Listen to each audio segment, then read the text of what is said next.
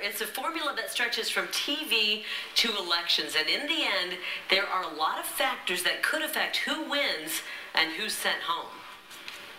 To give us a different perspective on how the candidates did tonight, we assembled a panel of experts, not from the political world, but from very unique walks of life. We have Michelle Hill, PhD candidate at ASU, a theater, speech, and debate coach who worked with public speakers and performers. Laura Lawless Robertson, she's a lawyer and was Miss Arizona 2002.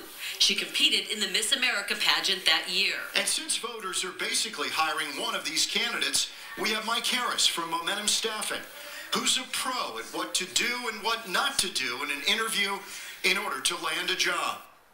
Mike, since you hire people for a living, let's start with you. Is there anybody in that room tonight that you would say, I've got to have that guy for this job? No. I think your default winner would probably be Newt Gingrich, just because I think he's the smartest person in the room, but he doesn't have the charisma, and really none of them do, that you would look if you were hiring a new employee. Well, I think they don't answer a lot of the questions. They go, we'll answer the question, but let me get these 3 points out first. Yeah, you're right. And talking about charisma, Michelle, you know, with your career in coaching actors and speech and debate people, that's a tough thing to coach. What would your advice be to these guys tonight? Did anybody have charisma, in your opinion?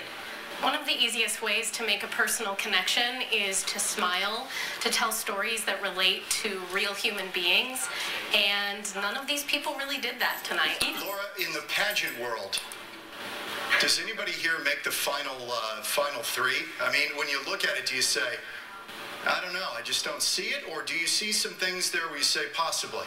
Well, I don't know how any of them would fare in the swimsuit competition, and I don't think I want to see it. No.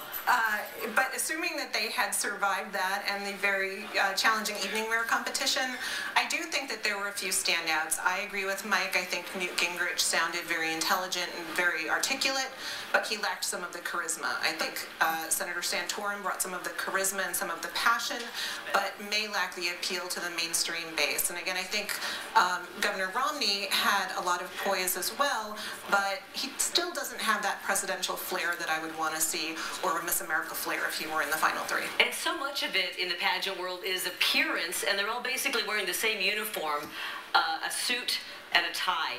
Did you see any problems there? Well, how they pulled it off.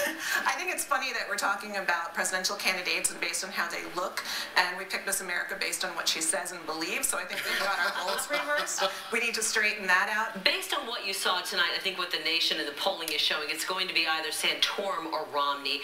And I know that you both, or you all felt that they didn't do particularly well tonight, but on your expertise, how would you coach them to do better in the future? And we'll start with you, Mike.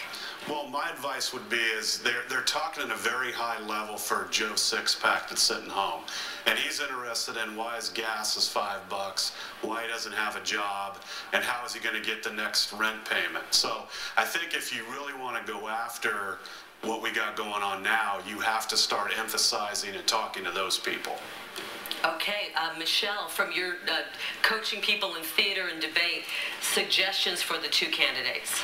I agree with Mike. I think in order to form personal connections with people, you need to let them know what you really believe. And I think a big part of this debate was responding to voting record and prior accusations that had been made. So I think that the candidates need to step out and say what they believe and what they would do, rather than attacking each other and responding to things that happened years ago. So Laura, with Santorum and Romney, what would you tell each of them? I think they need to listen to the question and really take the opportunity to address the common person, as Mike said. They lost a critical opportunity tonight when asked to speak to an auto worker in Detroit who may have had his job saved by a bailout. Every response from every member of the candidate pool was addressed to principals, and that was your opportunity to talk to the man or woman who's worried that he may or not have a job tomorrow.